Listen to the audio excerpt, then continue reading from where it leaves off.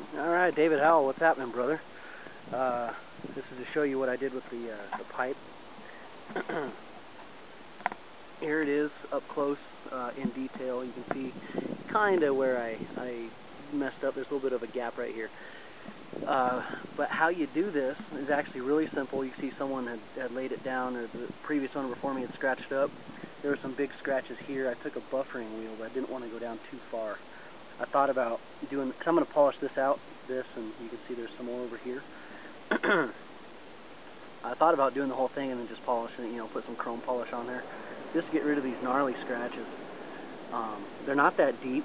They're actually, I can barely feel them with my finger. But just get them off there. Anyway, how you do this, what's inside of here, there's a lot of piping. You have the main one that comes out of here, and then it actually has a little reducer where it goes down, and it kind of comes up, and then it turns, and it comes back down. And it comes up the other side, and it turns, and it comes back down, and then it curves again, and finally comes out your tailpipe. It does that for back pressure and whatnot. The only thing that I feel in the throttle that has changed is low-end torque. Other than that, it's fine. And I'm talking low end. Like if you're in first gear, making a turn at like 1 or 2 grand, you'll feel that low end torque. It's not a big change by any means. It was actually really, really small. It doesn't affect your driving or anything.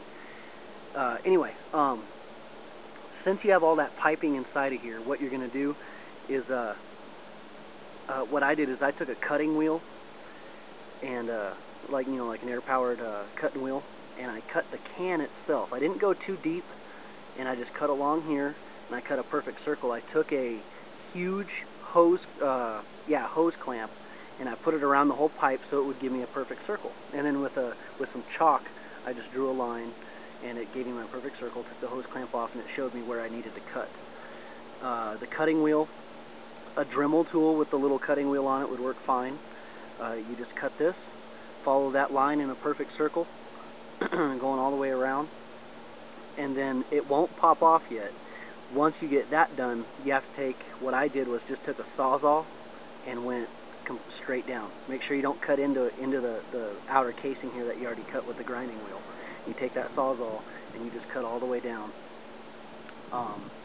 and then of course that'll just fall off. Once you take this end piece off, you have all that piping and stuff that's in there, it just pulls out. It's a real tight fit down here. It has this round, like I said, this reducer, and it's full of packing and fiberglass and all that stuff, and you just pull it all out in one shot, and then it'll be just a hollow can, and you'll have a little bit of a reducer that's left in here that you really can't get out, and you really don't want it out of there. But the piping and what's connected to that piping, which is roughly around right here, will all pull out.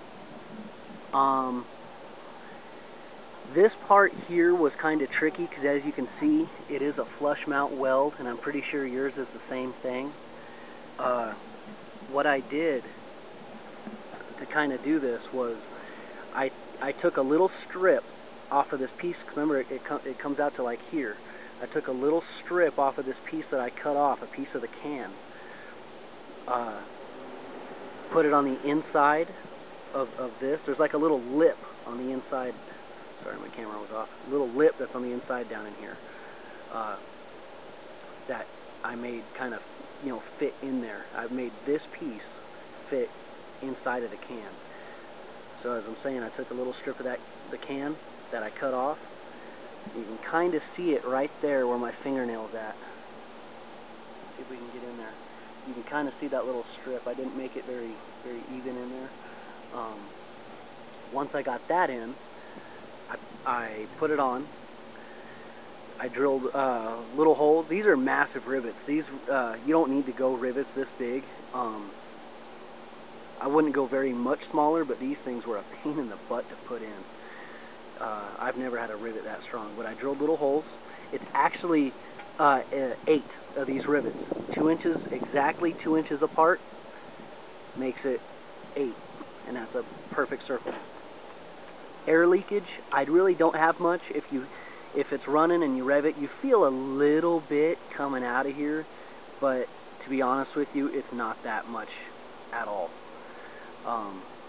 If I known this would have happened, I would have tried something to rectify that, to fix it. But other than that, you can see all the way around that it looks pretty good. To save $400 just to get some cool sound, that's not a bad way to go. Like I said, take a die cut wheel or a grinding wheel, cut that outer shell, take a Sawzall to completely cut the other piping in half. All you gotta do is just kind of pull and kind of shake it and move it around, and that whole stuff will pull out. You gotta kind of fabricate this to where it fits inside of your can, and drill holes, riveter closed. I don't know if we can see inside of there on how, yeah, you can't, on how hollow it is, but it is just a completely hollow can. And that's it, buddy. What I wish I would have done was actually go shorter. I took about 5 inches of length, as you can see. It used to be out to here or so. I took about 5 inches of length off. I really wish I would have went shorter. With my peg flipped up, I wish I would have been even with the peg right there and came down. My buddy has it done on his Kawasaki ZZR 600, and his sounds 10 times better than mine just by eliminating that much. And actually, it's pretty cool what he did. But he did the exact same thing. But the Kawasaki's, they got this piece where it actually slips over, so all he had to do was put that back on and rivet it closed. And this part, same thing that he did. So don't be afraid to cut too much off.